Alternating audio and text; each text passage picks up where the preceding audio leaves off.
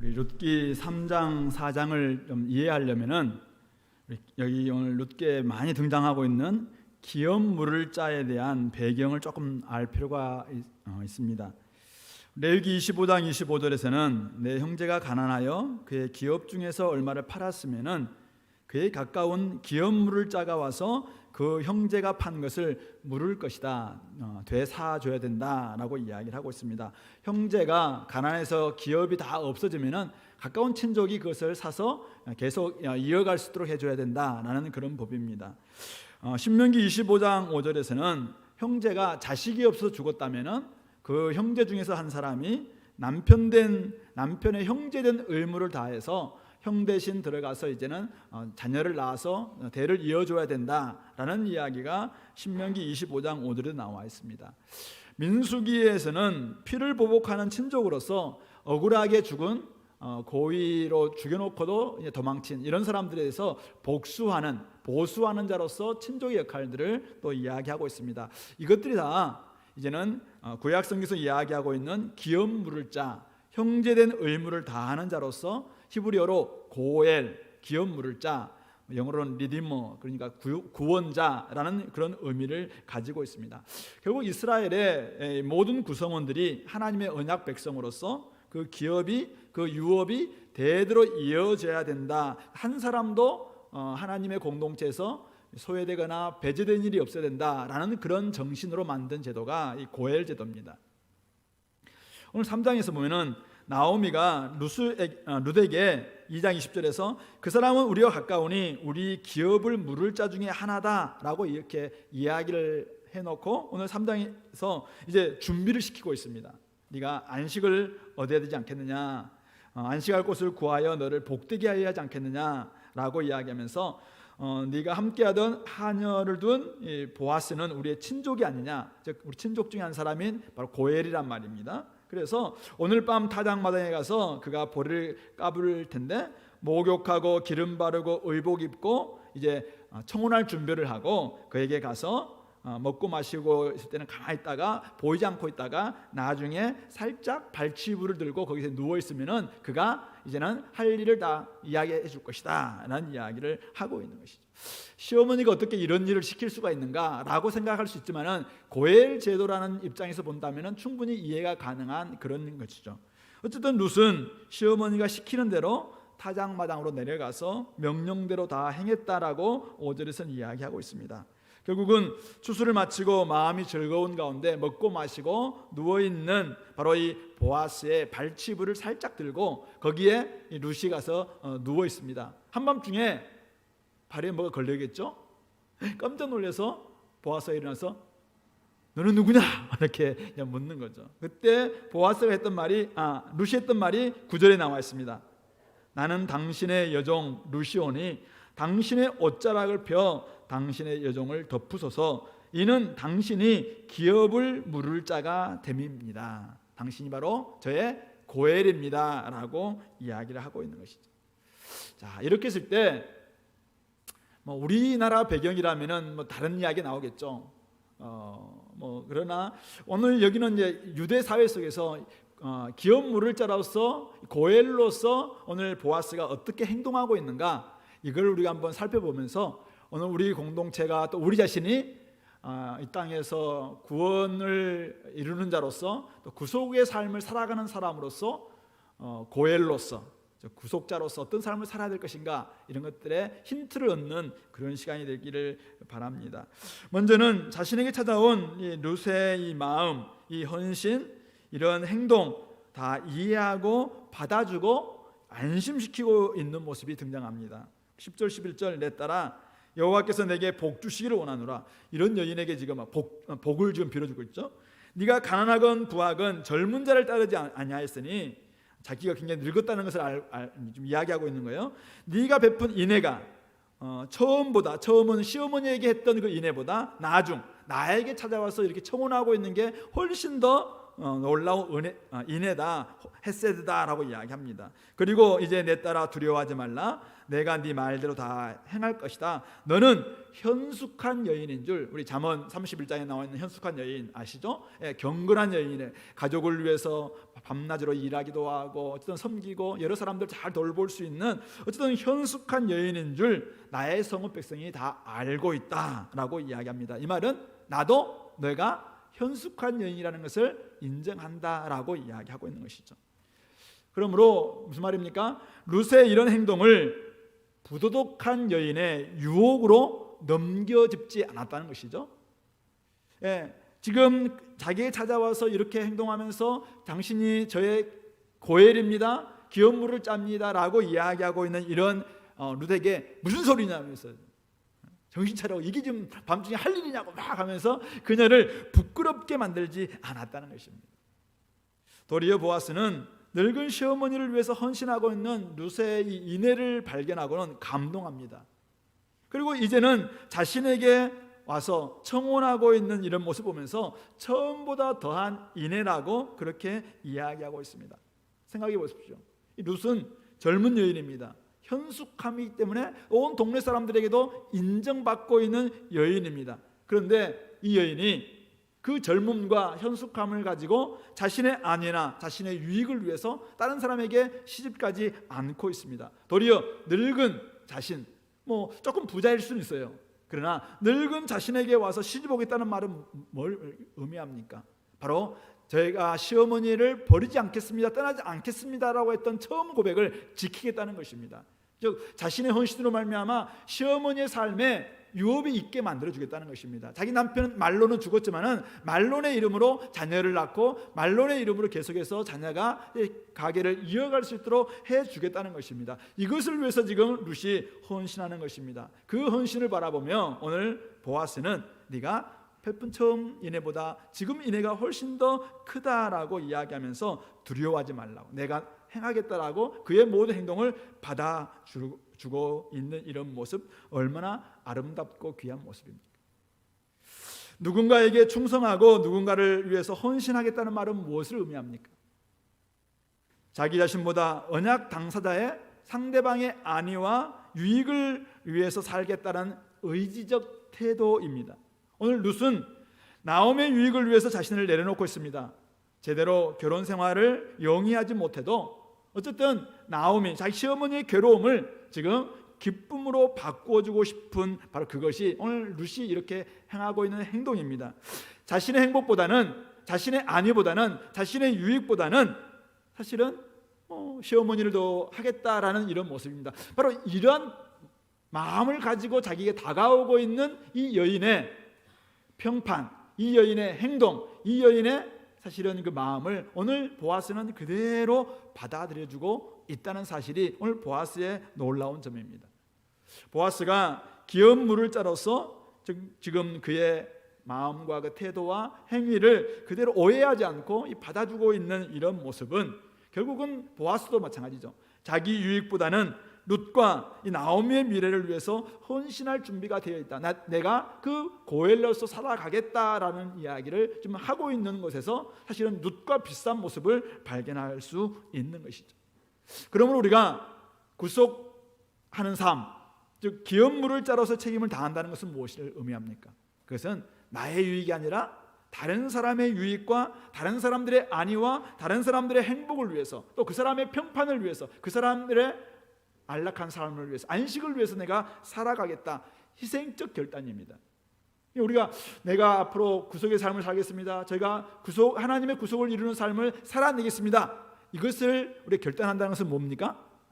나의 행복보다는, 나의 안위보다는, 나의 유익보다는 상대방의 유익을 내가 지켜주고 그를 위해서 살아가겠다라는 것을 의미하는 것이죠. 자신의 것을 다 챙긴 후에 다른 사람을 위해서 온전한 사랑 베풀 수 없습니다. 하나님과 동일한 본체시나 동등됨과 영광을 포기하고 성육신하신 우리 구속의 주님을 한번 생각해 보시기 바랍니다. 십자가에 죽기까지 복종하신 그 이유가 무엇입니까? 본인께서 영광을 얻기 위해서, 본인께서 유익을 얻기 위해서, 본인께서 인간이 됨으로 말미암아 많은 경험을 하기 위해서인가요? 아니죠. 하나님의 영광, 하나님의 동등됨을 포기하면서까지 내려오신 이유는 오직 유일하게 우리의 유익을 위해서, 우리의 구속을 위해서, 우리의 구원을 위해서, 우리의 안위를 위해서 그렇게 하신 것입니다. 그러므로 오늘 저와 여러분들이 구속의 삶을 산다는 것은 무엇인가? 바로 상대방의, 다른 사람들의 안위와 다른 사람들의 유익과 다른 사람들의 행복과 다른 사람들의 평판과 다른 사람들이 제대로 이 땅에서 안식과 복을 누릴 수 있도록 하겠다라는 삶의 태도를 의미한다는 것입니다. 저는 그런 의미에서 이곳에 이제 많이 계신 우리 부부들이 많이 계시기 때문에 언약을 맺고 하나의 한 몸이 된 우리 부부들에게 좀 부탁드립니다. 먼저 우리 가정 안에서 우리가 언약을 맺을 때, 서약할 때 우리 서로를 위해서 헌신하고 희생하겠다라고 서약했습니다. 그러면은 우리는 가정에서 내가 기업물을 짜다라는 사실을 기억하면서 그것을 살아낼 필요가 있습니다. 남편은 남편으로서 자기의 야망도 있고 자기의 뭐 하고 싶은 것도 많고 혼자서 얼마나 옛날에 총각 시절 때는 막 돌아다니고 이렇게 했습니까? 그러나 결혼하고 난 다음에도 맨날 그렇게 한다면 가정이 어떻게 꾸려질 수 있나요? 이제는 자기의 젊음에 하고 싶었던 모든 것들을 내려놓는 것이죠. 누구를 위해서? 아내와 자녀들을 위해서, 가정을 위해서 그렇게 하는 것입니다. 헌신하는 겁니다. 그리스도가 교회를 위해서 자기를 온전히 죽기까지 희생하셨던 것처럼 그렇게 살아내는 것이 기업물을 짜로서 가정을 지켜내는 남편의 역할입니다. 아내도 마찬가지죠. 아내로서 우리가 사실은 우리 아직은 이제 세대인데 너무 아름답고 예쁜 목소리를 가지고 있습니다. 예, 이랬던 모습이 나중에 이제 아기가 생기고 막 이렇게 하면은 우리 몸매도 망가지고 막 이렇게 하면서 그렇게 하는 이유가 뭔가요? 나의 유익과 나의 안위와 나의 행복만 생각한다면은 우리는 끝까지 이것을 지켜내야 되겠죠. 그러나 남편을 생각하고 자녀를 생각하고 앞날을 생각하고 이렇게 하면은 사실은 내 몸 좀 망가지면 어떻습니까? 그렇게 하면서 우리가 헌신하고 자기의 시간들을 내어놓는 거잖아요. 옆에 있는 사람의 평판을 위해서 남편을 존경하는 거예요. 존경할 점이 하나도 없을 수 있어요. 그러나 남편의 평판과 남편의 아내를 위해서 사실은 존중하는 거죠. 존경하는 거잖아요. 이것이 바로 기업물을 짜로서 우리가 가정에서 보여야 될 남편과 아내의 역할이라는 것이죠. 그런 모습을 통해서 현숙함과 경건함이 드러날 수 있어야 됩니다. 저는 구속의 삶을 우리가 살아내기 위해서 우리 가정에서 이렇게 잘 훈련될 때 사실은 많은 사람들에게 그 현숙함과 또 이 경건함이 드러남으로 말미암아 하나님의 향기, 그리스도의 향기를 발할 준비를 할 수 있다고 생각합니다. 여러분들 앞으로 성교적 삶을 살고 내가 구속의 삶을 살겠다라고 결단하신 분들 계십니까? 그러면은 가장 먼저 어디서부터 하라고요? 가정에서 할 수 있어야 됩니다. 가정에서 여러분들이 진짜 옆에 있는 사람을, 남편을 위해서, 아내를 위해서, 자녀를 위해서 희생하고 헌신하고 구속의 삶을 살아내는 거죠. 그 사람의 옆에 있는 사람의 안위를 위해서, 행복을 위해서, 평판을 위해서, 존경을 위해서 내가 내 자신을 좀 죽는 연습이 되지 않고, 어떻게 우리가 문화가 다르고 언어가 다르고 지역이 다른 곳에 가서 그들을 위해서 우리가 그들의 행복과 그들의 안위를 위해서 살아갈 수 있다는 말입니까?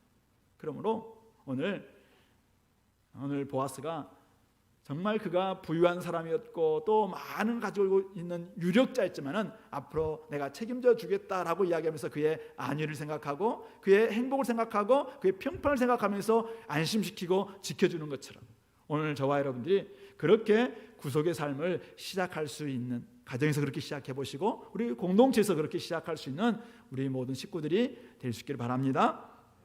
두 번째는 어떻게 오늘 보아스가 합니까? 룻의 마음을 이해시키고 난다면은 11절 내 딸아 두려워하지 말라 내가 네 말대로 네게 다 행하리라 이렇게 이야기하고는 오늘 12절 보시면은 그런데 나는 기업을 물을 자인 거 분명해요. 자기는. 그런데 기업 물을 자로서 나보다 더 가까운 사람이 있다는 거예요. 그래서 이 밤에 여기서 네가 머물면은 아침에 그가 기업물을 자의 책임을 내게 이행하려 한다면 좋으니 그가 그 기업물을 자의 책임을 행할 것이고 만약 그가 기업물을 자의 책임을 이행하기를 기뻐하지 않는다면 내가 하나님께 맹세하는데 내가 기업물을 자의 책임을 너에게 이행하겠다. 그래서 아침까지 너는 누워있으라 라고 이야기하고 있는 것입니다. 그는 자신의 기업물을 자로서의 책임을 이행하겠다고 약속합니다. 근데 그 약속을 어떻게 지키고 있습니까? 자기보다 우선순위에 있는 친족이 있다는 것을 이야기함으로 말미암아 결국은 성경적인 원리, 공동체적인 원리를 지키면서 이것을 하겠다라고 조금은 신중한 태도를 보이고 있습니다. 하지 않기 위해서 신중한 태도를 보이는 것이 아니라 공동체 질서상 먼저 우선순위에 있는 사람이 이것을 감당하지 않으면은 네가 먼저 이걸 하느냐라고 사실은 누군가가 문제제기할 수도 있고, 자기보다 먼저 사실 우선순위에 있는 사람이 만약 사실은 성문에 가서 저 사람이 지금 룻과 이렇게 문제가 생겼다라고 고발한다면은 공동체 전체가 사실 어지럽게 된다는 것이죠. 그렇기 때문에 그것을 위해서 자기가 충분히 이것은 알아보고 그에게 의향을 묻고 난 다음에 이것을 감당하겠다라고 신중하게 하고 있는 것입니다. 자, 오늘 이 보아스를 한번 보세요. 그가 이 밤에 어떻게 했습니까? 먹고 마시고 마음이 즐거운 상태였습니다. 물론 한밤중이기 때문에 혹시 포도주를 많이 마셨는데 좀 다 깼을 수도 있어요. 그러나 사실 덜 깰 수도 있습니다. 이런 거 있잖아요. 술김에 그랬다, 이런 이야기 많이 나오잖아요. 루스를 범할 수도 있었어요. 근데 그는 흐트러지지 않았습니다. 뿐만 아니라 사실은 공동체 질서까지도 어지럽히지 않고 있다는 사실이죠. 그는 충분히 그녀를 아끼고 보호하는 말과 태도를 유지할 뿐만 아니라 공동체를 잘 유지하기 위해서라도 굉장히 신중하게 이것을 접근하고 있는 모습을 보게 됩니다. 뿐만 아니죠. 14절을 잠깐 보시면은 14절에 룻이 새벽에 이제 일어나서 알아보기 어려운 때 일어났다고 이야기합니다. 왜 그렇게 했냐면은 보아스가 말하기를 여인이 타작마당에 들어오는 것을 사람이 알지 못하여야 할 것이다 라고 이미 보아스가 이야기했기 때문이라고 그렇게 적고 있습니다. 무슨 말입니까? 룻이 상처받지 않도록, 물론 순수한 마음으로 법에 있는 테두리 안에서 룻은 행동했어요. 그러나 사실은 타작마당에서, 그것도 노젓갈이 있는 따로 있는 그곳에서 보아스와 룻이 함께 나오는 장면이 누군가에게 들켰다면은 사실은 룻은 금방 온 베들레헴에서 이제는 해픈 여자로 소문날 수밖에 없다는 것이죠. 그러므로 이상한 소문에 시달리지 않게 하기 위해서 그가 이렇게 보호하고 있는 이런 모습이 잘 드러나고 있습니다. 결국 그는 자신의 옷자락으로 이 여인의 허물이 될 수 있는 부분까지도 잘 좀 덮어주고 있는 것이죠.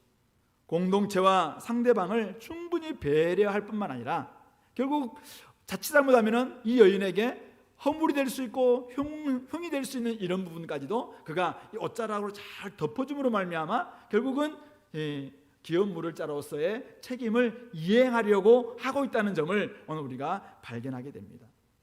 오늘 우리는 구속의 삶을 살든 사랑하는 삶을 살든 상대방을 믿고 배려할 뿐만 아니라 공동체를 세워주려고 하는 이 태도가 참 중요하다는 것을 깨닫게 됩니다. 상대방이 상처받지 않도록 보호하는 것이야말로 진정한 사랑입니다. 자신의 감정, 자신의 욕망을 앞세우지 않고 그냥 사랑하기 때문에 지배하거나 사랑하기 때문에 집착하거나 이렇지 않는 것이죠. 우리 고린도전서 13장에서 이야기하고 있는 것처럼 사랑은 오래 참고 온유합니다. 친절합니다. 즉 자기를 낮추고 상대방을 높이는 이런 태도가 결국 사랑의 태도임을 잘 보여줍니다. 그럼 오늘 귀여운 물을 짜로서 그가 책임을 감당할 때 어떻게 합니까? 이 여인은 굉장히 가난한 여인입니다. 상대방이 가난하다고 무시하지 않습니다. 이 여인은 이방에서 온 모함 여인입니다. 이방 여인이라고 그를 비하하지 않습니다. 결국 그는 이렇게 여인이었지만 또 여러 가지 밤에 이렇게 몰래 온 여인이었지만 자기에게 고해를 부탁하면서 찾아온 청혼이었지만 이렇게 배려하고 충분히 신중하게 접근함으로 말미암아 나중에는 훨씬 더 아름다운 이야기를 만들어갔기 때문에 오늘 이 성경에 이 룻기의 아름다운 이야기가 오늘 들어있는 것이죠. 자기 희생을 통해서 상대방이 상처받지 않고 상대방에게 여러 가지 허물이 돌아가지 않도록 덮어주고 또 배려하는 이런 태도, 이것이 얼마나 중요한가라는 것을 깨닫게 됩니다. 그리고 또 하나, 귀여운 물을 짜로서 다른 사람이 자기보다 우선순위에 있다는 것을 이 지금 보아스는 알고 있습니다. 그런데 룻은 잘 모를 수도 있어요. 그냥 모른 척하고 받아주면 안 됐을까요? 여러분도 생각 어떠세요? 그냥 아무도 지금 보는 사람도 없고 그리고 누구도 사실은 이 보아스에게 딴지 걸 만한 사람도 별로 없을 것 같아요. 결과적으로 나중에 보면은 이 사람 자기에게 손해가 있으니까 안 하겠다고 사장 가면 하잖아요. 그러니까 결과를 생각하면서 이럴 것이다 하고는 먼저 여기서 이제 그래 좋다. 그럼 오늘 뭐 결혼하자 이렇게 나아갈 수도 있잖아요. 근데 오늘 보아스는 더 가까운 친족이 있음을 알려줍니다. 고지합니다. 그리고는 성경적인 원리, 가장 가까운 친족부터 하는 것이다 라는 것을 알려줍니다. 공동체 질서를 지켜내려고 힘쓰고 있는 모습을 우리에게 보여주고 있습니다. 이 말은 무슨 말이냐? 보아스가 평소에 율법의 가르침을 그대로 지키고 있었다라는 것을 우리에게 드러내주고 있습니다. 우리 2장에서 그가 와서 일꾼들에게 우리 인사했던 모습도 기억나시죠? 하나님의 샬롬을 이야기하고 평안을 이야기하고 그들에게 늘 배려하고 또 이 처음으로 온 이방 여인 루스로 하여금 자기의 그 이삭을 다 줍도록 허락해주는 이런 모습들이 굉장히 많이 율법의 정신을 가지고 살아가는 이런 사람이다라는 것을 보여주고 있는데, 바로 여기에서도 하나님의 나라의 원리, 성경적 원리를 그가 결코 떠나지 않고 있다라는 것이 아주 중요한 태도입니다. 하나님 나라의 원리보다 마음의 욕심이나 욕망에 충실하면 어떻게 될까? 제가 한번 생각해 봤어요. 만약 성경적 원리고 뭐고 다 놔두고 지금 내 욕망이 확 루드에게 빨리 가고 싶어요. 욕심이 그냥 빨리 뭐 해주고 싶어요. 이 일은 훨씬 더 빨리 이루어질 수 있습니다. 더 빨리 뭔가가 이루어질 겁니다. 이 일의 성취가 어떤 것보다 빠를 수 있어요. 그러나 뭐가 문제죠? 하나님께는 점점점 멀어갈 겁니다. 이 일을 나중에는 욕심대로 하는 거예요. 욕망대로 하는 거예요. 그러면 성경이 왜 있어요? 율법 정신은 왜 필요합니까? 그냥 자기 욕망이 가는 대로, 욕심이 가는 대로 하는 거죠. 빨리 하는 것이 바르게 하는 게 아니잖아요. 그러므로는 공동체 질서를 지키기 위해서 사실은 우리가 성경적 원리를 보이는 것 너무나 중요하다는 것이죠. 그러면 저는 우리 공동체가 앞으로 구원의 삶을 살든 구속의 삶을 살든 또 여러분이 공동체를 함께 살아갈 때 이 보아스의 사랑의 방식 그리고 일 진행, 일 처리 방식을 잘 배우고 연습하고 보여줌이 참 중요하겠다 생각해 봅니다. 우리 고린도전서 12장부터 14장에는 은사를 많이 이야기하고 있습니다. 왜 그 고린도전서에 이 고린도 교회에 은사에 대한 이야기를 하고 있는가? 은사가 굉장히 많이 그들 가운데 주어졌지만은 은사가 사실은 공동체의 원리, 하나님의 원리에 의해서 이루어지지 않았기 때문에 굉장히 문제를 많이 야기했거든요. 왜요? 은사를 주신 목적은 공동의 유익을 위해서 허락해 주셨습니다. 공동체 유익을 위해서 주셨다는 거예요. 근데 내가 유익하기 때문에 그냥 방언도 뭐 하고 싶은 대로 다 하는 거예요.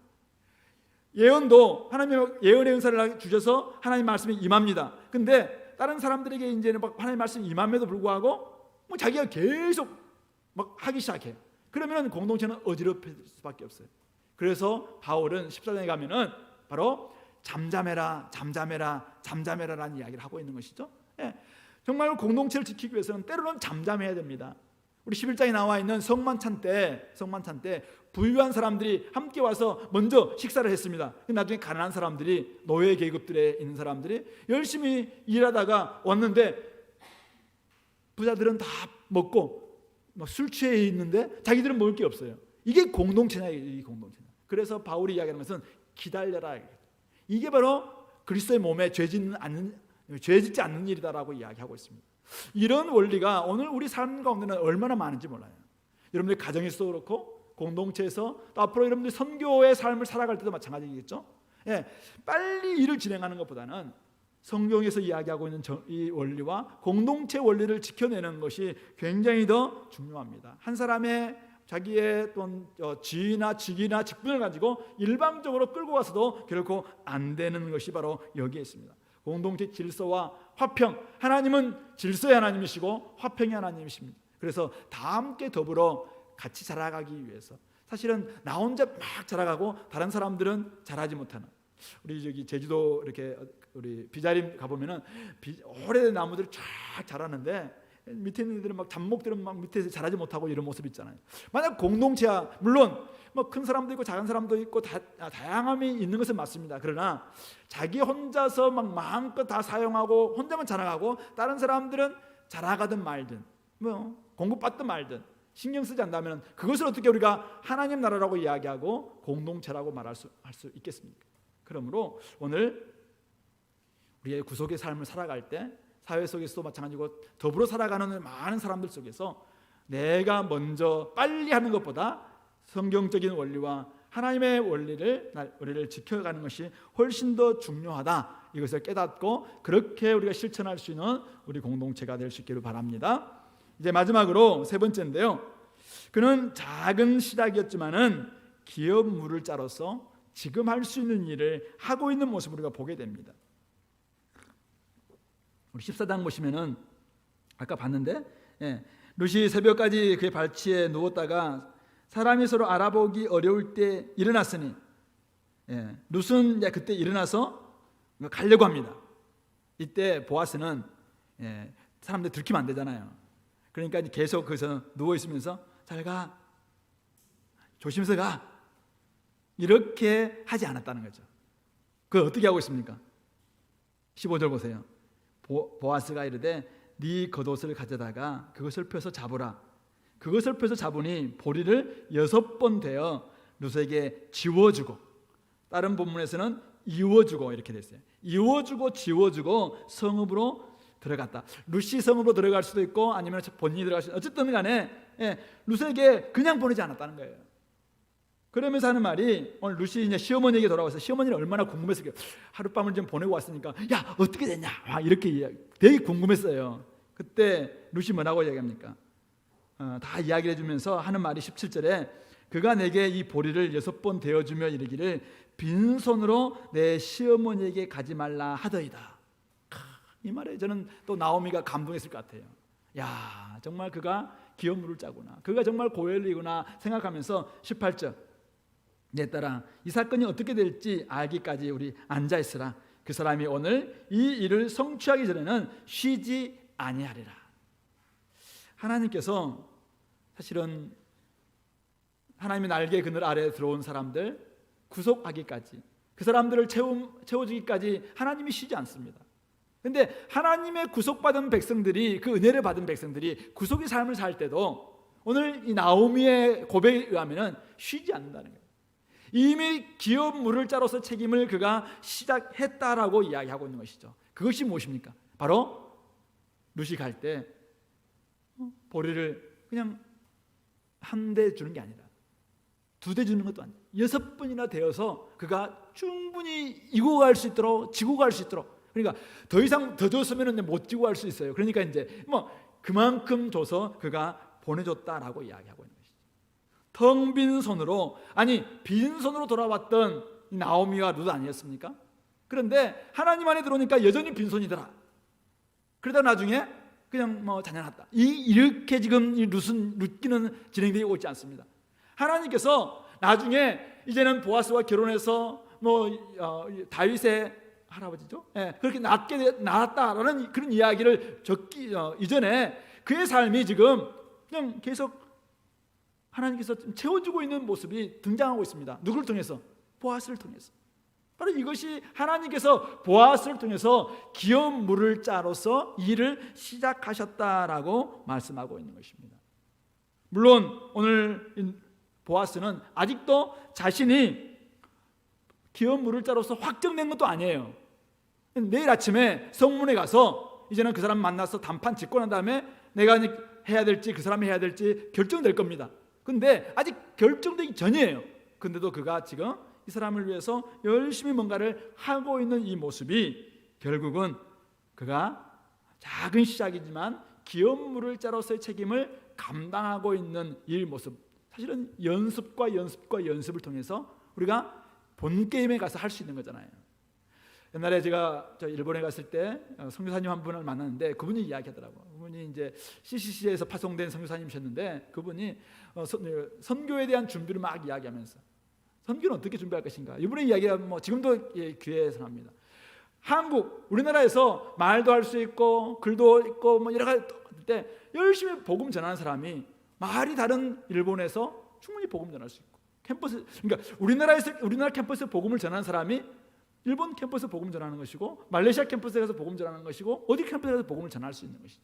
여기서는 연습이 안 돼 있어요. 근데 본 게임에서 잘할 수 있는 사람이 어디 있습니까?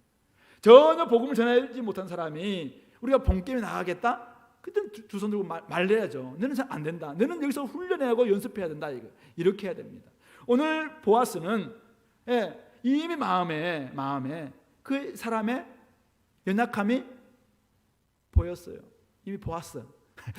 이 보아스는 늘 이분의 연약함이 보여, 안타까움이 보여, 빈손이 보여. 그러면 어때? 내가 아직 귀여운 물을 자는 아니야. 어떻게 하겠습니까? 나중에 내일 확정되고 난 다음에 할 거야. 이렇게 해서는 안 된다는 거죠. 그냥 시작한다는 거죠. 저는 이게 바로 구속의 삶, 귀여운 물을 자로서의 책임을 시작한다는 것입니다. 그러므로 귀여운 물을 자로서의 시작은 자리와 아무런 상관이 없습니다. 직분과도 상관이 없습니다. 오직 마음으로 하는 것입니다. 마음으로 하는 것입니다. 하나님의 성품을 닮은 그 마음, 그 성품을 가지고 시작하는 것입니다. 다른 이의 어렵고 힘든 삶이 그냥 마음 아프고 마음에 쓰여서 하는 것입니다. 그래서 주변 사람들이 묻는 거예요. 야, 너는 집사도 아니잖아. 너는 뭣도 아니잖아. 근데 왜 했냐? 라고 물을 때 뭐라고 대답할 거예요? 그냥 해주고 싶어서 그랬다. 이게 정답입니다. 오늘 우리 사람 가운데서 왜 복음 전하느냐? 목사님 시켜서요. 그래도 할 수 있어요. 왜 복음 전하느냐? 라고 이야기하니까 제가 전도팀장이잖아요. 훨씬 잘할 거예요. 근데 전도팀장도 아니에요. 목사님도 시키지 않았어요. 상황도 지금 맞지 않아. 근데도 복음 전하는 거예요. 왜요? 하고 싶었어요.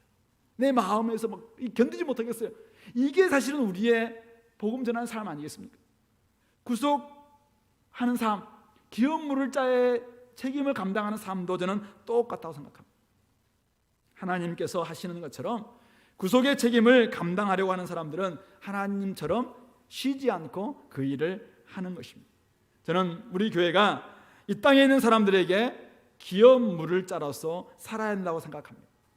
그들의 짐을 대신 져주는 이 구속의 책임을 맡은 사람들이 오늘날 교회입니다. 어떻게 하든지 그들의 텅 빈 삶에 풍족함과 풍성함, 안식과 복을 줘야 될 사람들이 바로 교회인 것입니다. 그러면 어떻게 그 일을 감당할 것인가?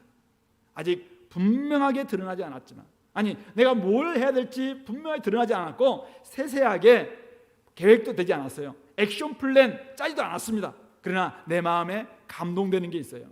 그래서 그냥 베푸는 겁니다. 주는 겁니다.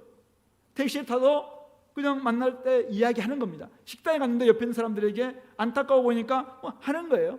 이게 바로 오늘 우리가 시작하는 구속의 삶을, 귀여운 물을 자로서 책임을 감당하는 삶의 방식이라고 믿는 것입니다. 하나님께서 행하신 그 일을 우리가 전하는 일은 너무나도 중요한 일입니다. 하지만 지금 오늘 우리 상황은 코로나 상황입니다. 그래서 그 일을 할 수 없는 상황이 도래했습니다. 오랫동안 전도팀이 나가서 복음을 전하지 못하는 이런 일을 계속하고 있습니다. 자, 그렇다면 우리는 언제 전도할 수 있을까요? 방학이 끝나고 이제는 나라에서 여러분 전도해도 됩니다 라고 이야기할 때 우리는 할 수 있을까요? 그때까지는 가만히 앉아 있으면 되는 것일까요? 그렇지 않습니다. 하나님께서 행하셨던 그 일이 무엇일까? 정말 우리를 얼마나 자유케 하셨는가? 하나님이 우리에게 얼마나 관대하셨는가? 하나님이 우리를 얼마나 용납하시고 용서하셨는가?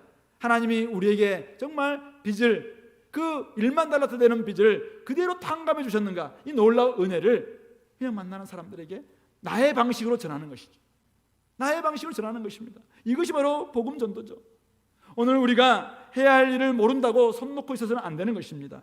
우리보다 더 잘하는 사람이 있을 것이라고 생각해서 가만히 있기만 해서도 안 됩니다. 오직 우리는 우리가 할 수 있는 만큼 할 수 있는 것들을 찾아서 하면 되는 것입니다. 우리의 옷자락 아래 들어온 사람들은 말할 것도 없고 하나님의 도우심을 구하는 수많은 사람들을 도울 수 있는 하나님의 날개, 하나님의 옷자락이 되어야 합니다. 오늘 우리 오노시에 왔는데 왔다가 그냥 갑니다. 이런 노래가 있죠? 왔다가 그냥 갑니다. 이런 노래가 있는데 그냥 우리 공동체 왔는데 아무것도 얻지 못한 채 텅 빈 채 왔어요. 근데 나갈 때도 텅 빈 채로 가. 원래 인생은 공수래 공수거지 뭐 이렇게 하면서 그냥 보낸다면은 이 되겠냐 이거죠. 교회에 누군가 찾아왔어요. 그러면은 그에게 하나님의 구속의 은혜를 어떻게든지 우리가 알리기 위해서 말로 안 되면은 선지자처럼 어쨌든 막 앞에 시청학 교육을 하든지 아니면은 진짜 나의 삶을 막 좀 보여주든지 아니면 가정의 초대해서 가정을 드러내 주시든지, 이렇게 해서 우리가 하나님의 올라온 그 날개 그늘 아래 온 한 사람 한 사람들을 놓치지 않을 수 있는 이런 구속을 전해주는, 오늘 이 보아스가 이워주고 보냈다잖아요. 짊어지게 하고 보냈다잖아요.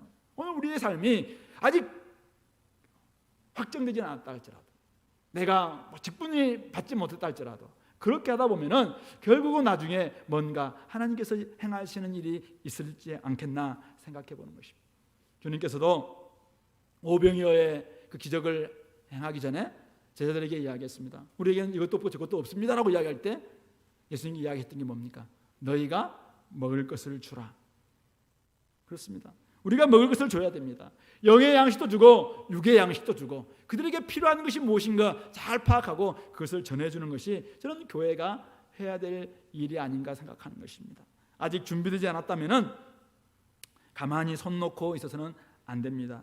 대학생들이 할 수 있는 일, 아직 저희들은 돈도 안 법니다. 돈 벌지 않았을 때 할 수 있는 일이 뭘까요? 옛날 우리 대학 시절 때는 막 가서 농하라 하고 열심히 뭔가를 하기도 했었어요. 그러나 요즘 우리 대학생들이 해야 될 일은 뭘까요? 한번 생각해 보십시오. 우리 공동체가, 우리 대학부가 해야 될 일이, 복음을 전할 수 없으니까 우리 이번에는 우리 온라인 사역을 열심히 해서 이번 주에 보니까 어쨌든 우리 온라인 사역에 수많은 사람들이 한 20만 뷰 가까이 이제 블로그에 들어오고 막 이렇게 했다는 거예요. 거기에 하나님의 메시지가 이렇게 많은 사람들이 보았으면 얼마나 놀라운 일들을 하겠습니까? 그러니까 이게 안 될 때는 사실은 새로운 길들을 계속 모색하는 것이 우리가 해야 될 일인 것처럼, 계속해서 하나님께서 아이디어를 주시도록, 우리에게 지혜를 주시도록 우리가 기도하는 것입니다. 이곳에 있는 우리 모든 어른들, 우리 성도님들 각자가 우리가 구속의 삶을 살아내야 될 이제는 책임이 있다라는 것을 기억하시면서 꼭 여러분이가 그걸 준비할 때 오늘 보아스처럼 흐트러지지는 마시기 바랍니다. 우리는 거룩해야 됩니다. 세상과는 다른 방식이어야 합니다. 방탕하지 말아야 됩니다.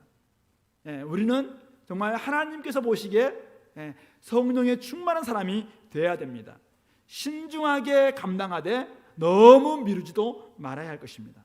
다른 사람들의 흉,험을 잘 덮어줄 수 있는 마음의 이 관용의 태도, 굉장히 넓은 아량도 가지고 있어야 될 줄 압니다. 무엇보다도 지금 우리가 할 수 있는 일이 무엇일지 고민하고 함께 만들어감으로 말미암아 그것을 계속 연습하면서 그런 상황일 때 또 우리가 해보는 거예요. 지금 아까 우리 집사님이 기도했다시피, 또 여러분들이 이미 보시다시피 오늘 이 나라, 이 땅에는 코로나뿐만 아니라 지금 폭우로 말미암아 재난을 당하고 있습니다.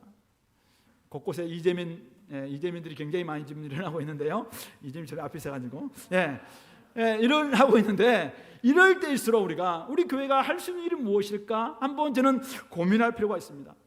사실은 이것을 계속 연습하다 보면은 나중에 정말 하나님께서는 거기에 걸맞은 우리 사역을 감당할 거라고 믿습니다. 한국 우리 선교사가 우리나라 왔을 때 한국 땅에는 아무것도 없었습니다. 병원도 없었고 학교도 없었습니다. 그래서 그들은 했던 일이 학교를 세우고 병원을 세웠던 일입니다. 그것이 바로 선교적인 일로서 구속의 삶을 감당했던 일이죠. 오늘 우리에게 이 땅에는 병원도 있고 학교도 있습니다. 또 먹을 것도 분명히 있어요. 그러나 오늘날 여전히 이 땅에는 텅 빈 채 살아가고 있는 수많은 사람들이 있습니다. 그들을 향해서 우리 교회가, 우리 성도들이 무엇을 할 수 있을까? 우리 고민해야 됩니다. 하나님께 아이디어 주실 줄로 믿습니다. 저는 하나님께 지혜를 주셔서 우리 교회가 그것을 잘 연습하다 보면은 나중에 거기에 전문가들이 이곳에서 나올 줄로 믿습니다. 이들 가운데서 그것을 꿈으로 삼고 비전을 삼고 이 시대에 정말 하나님께서 한 시대를 움직일 수 있는 그런 사람들이 이곳에서 태어날 줄로 믿습니다. 그런 의미에 우리 교회가 기업물을 짜로서의 책임을 감당했으면 좋겠고, 또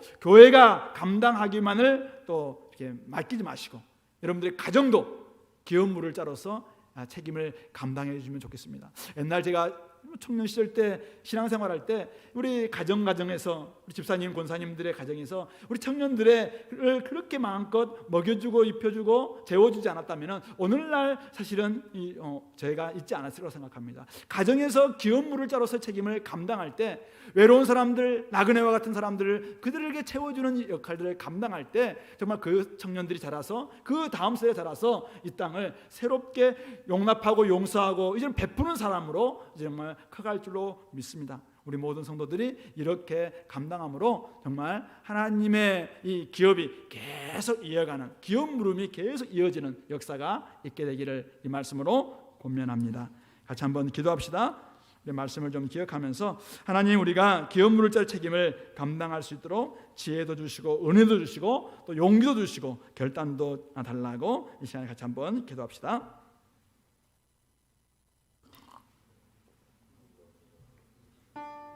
하나님 아버지,